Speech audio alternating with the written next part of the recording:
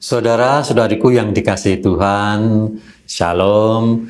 Selamat bertemu kembali dalam renungan harian Katolik.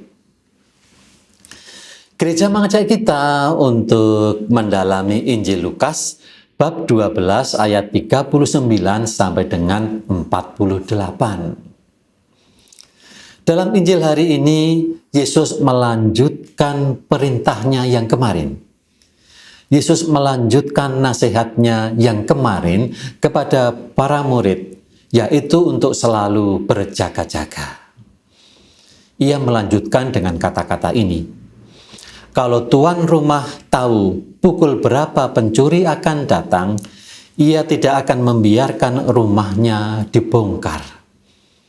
Karena itu Yesus memerintahkan supaya muridnya selalu berjaga-jaga, sebab anak manusia akan datang pada saat yang tak disangka-sangka.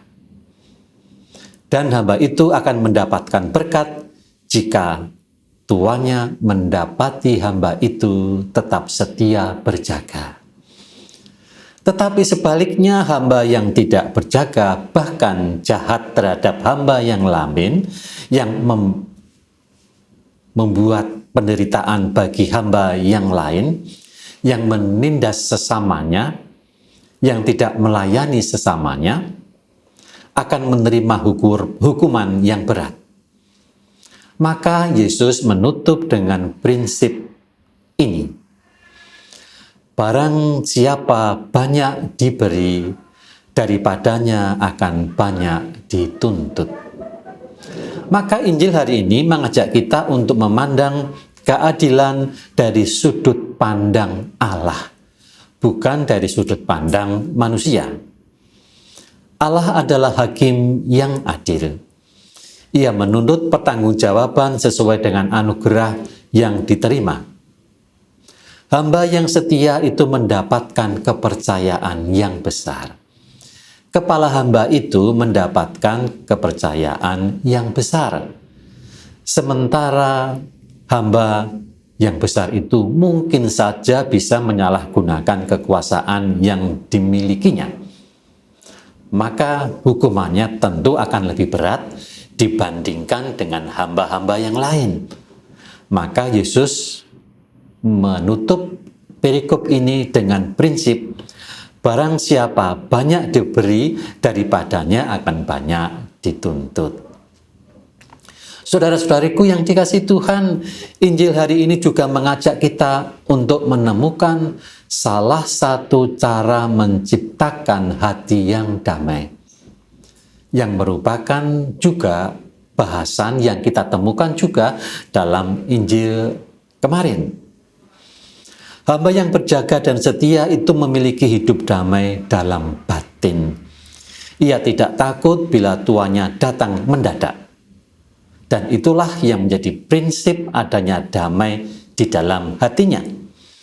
Sebaliknya hamba yang lalai, hamba yang berlaku tidak adil terhadap hamba yang lain, hatinya penuh dengan kecemasan karena dia tahu perbuatannya tidak benar.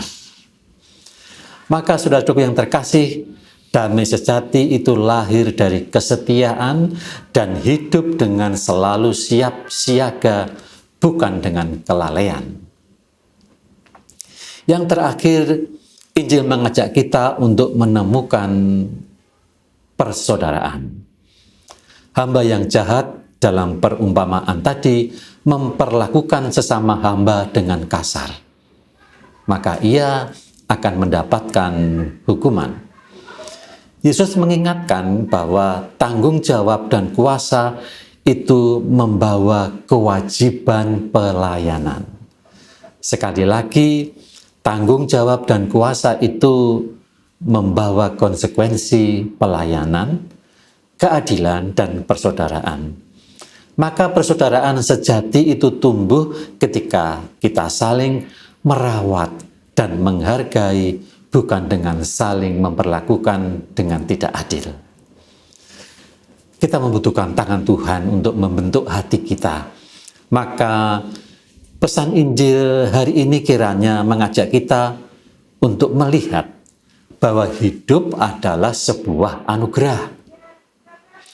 Dan setiap anugerah itu membawa tanggung jawab di samping kuasa yang diberikan Allah kepada kita melalui tanggung jawab dan anugerah yang diberikan kepada kita. Kita dipanggil untuk hidup adil di hadapan Allah, menjaga damai hati kita. Maka dalam hati yang damai ini, mari kita berdoa. Dalam nama Bapa dan Putra dan Roh Kudus. Amin.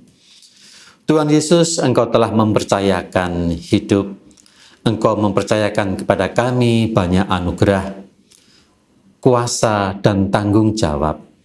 Maka ajarilah kami untuk setia, agar Engkau mendapati kami selalu berjaga, melayani sesama. Jadikanlah kami pembawa damai, penjaga perdamaian, dan penjaga hati yang damai. Amin.